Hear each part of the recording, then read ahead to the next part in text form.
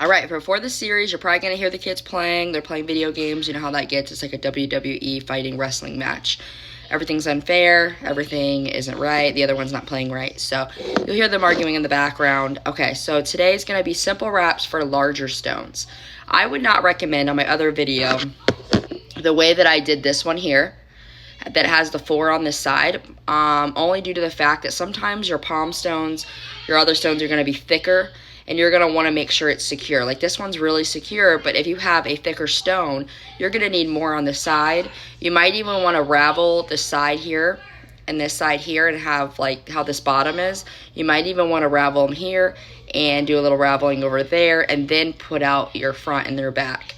But with this one here, this is one of my biggest ones, so in comparison, for as far as my palm, even if you have a bigger one, this is the perfect design.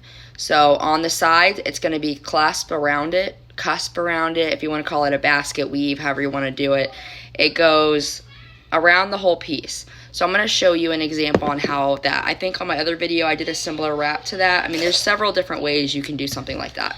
So this will also have multiple videos. I know some people don't like all the different parts, but you know, with this, me showing you how to do tutorials, it will always probably be longer because it does take a while to make these. So either way, I got this one that's really big in comparison, and then this one here. This one's still going to be my biggest one that I wrapped as far as a piece that I have available right now on my website. This one's really pretty. Yeah, he's smiling. So that's malachite there. I have a beautiful labradorite too, palm stone. It has some great colors. I'll show at the end the completed video. So again, when you're first starting to wire wrap, you're going to want to have extra at the ends. Obviously for this is probably a little bit too much, but you know, you're learning, you want to get it right. You don't, it's better to have more than less because then you can't build on less.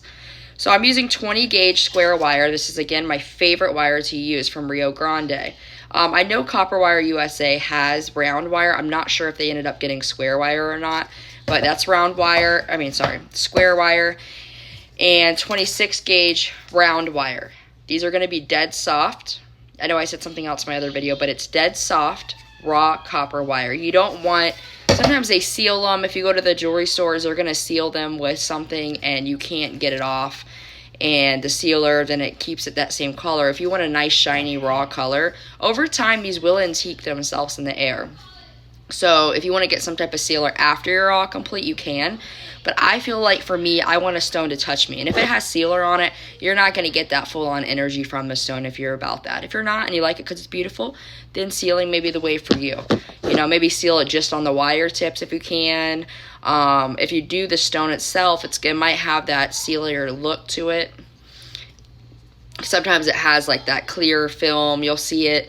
And I don't mess with that. I mean, I go ahead and antique them because even this raw piece that we did together on the video and this one, eventually it's going to start turning this color. It may not be exactly like this, but it will eventually turn.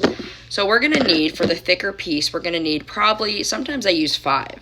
This one's not super thick, so I would say for me 4 will be enough. 4 20 gauge square wire.